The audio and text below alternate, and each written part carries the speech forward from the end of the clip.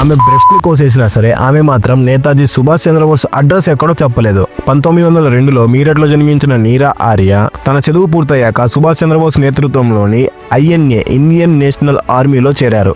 అయితే ఆమెకు British Indian army officer అయిన శ్రీకాంత్ జయరంజన్ దాస్ తో వివాహం జరిగింది. అతను బ్రిటిష్ CID ఇన్స్పెక్టర్ గా పనిచేస్తూ నేతాజీని ఎలాగైనా పట్టుకోవాలని ప్రయత్నించేవాడు. నేతాజీ గురించి సమాచారం చెప్పమని శ్రీకాంత్ తన భార్య నీరాను ఎన్నోసార్లు వేధించాడు. కానీ నీరా ఒక్క ముక్క కూడా చెప్పలేదు. పైగా ఆమె గూఢచారిగా ఉంటూ బ్రిటిష్ వారి రహస్య సమాచారాన్ని సేకరించి నేతాజీకి చేరవేసేది.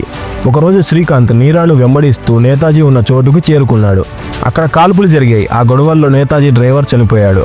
అలాంటి పరిస్థితుల్లో కూడా నేతాజీని రక్షించడం కోసం నీరా తన సొంత భర్త శ్రీకాంత్ను షూట్ చేసి చంపేసింది.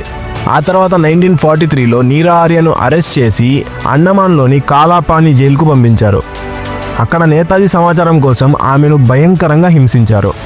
ఎంతలా అంటే ఇనుప పనిముట్లతో ఆమె రొమ్ములను కూడా కత్తిరించారు. కానీ నీరా నోటి నుండి బ్రిటిష్ వారు నేతాజీ గురించి ఒక చిన్న విషయం కూడా రాబట్టలేకపోయారు.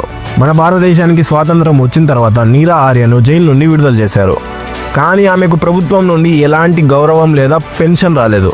ఆమె తమ చివరి రోజుల్లో హైదరాబాద్లో పూలమ్ముకుంటూ చాలా పేదరికంలో చనిపోయారు. మన దేశపు మొదటి మహిళా గూఢచారి త్యాగం గురించి అందరికీ తెలియాలంటే ఈ వీడియోని వీలైనంత ఎక్కువ మందికి షేర్ చేయండి.